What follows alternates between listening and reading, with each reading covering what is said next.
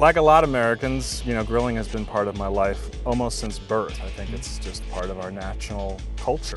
But I didn't really get into it seriously until I was probably in my late 30s. One thing led to another. I took a job at a winery where I had a very small kitchen. I had to cook for a lot of people, and so the solution was to cook outside. Literally in the vineyards. And skills just grew, interest got deeper and deeper.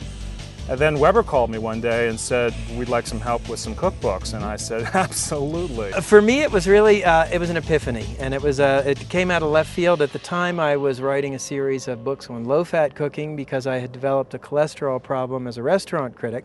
One day, I remember where I was sitting, what I was wearing, what the weather was like. It was the spookiest feeling. Time slowed down. And it was like hearing this voice from heaven. And the voice said, follow the fire. And the idea was that I should travel around the world and study how people grill and barbecue in different countries. And I was hooked ever since. Yeah. I love to do it. To me, it's the best way to cook anything because it brings out the maximum flavor. It's fun. I mean, we're guys, right? We love to play with fire, set stuff on fire. But if you think about it, the storyline with grilling, I mean, it was the first act of cooking, was grilling something over live fire.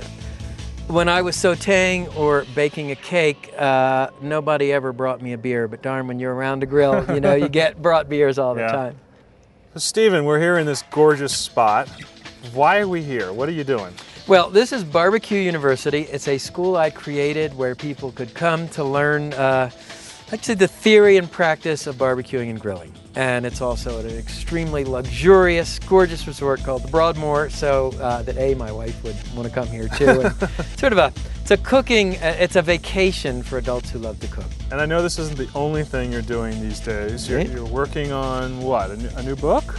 I'm working on a new book called Planet Barbecue. It's the story of my travels around the world's barbecue trail.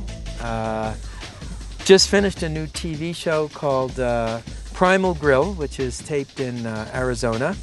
And actually just finished another TV show in French that's called Le Maître du Grill, the Master of the Grill, which airs in Quebec. I got my start as a French lit major and finally 30 years later figured out how to make it pay off. So Jamie, what are you working on now?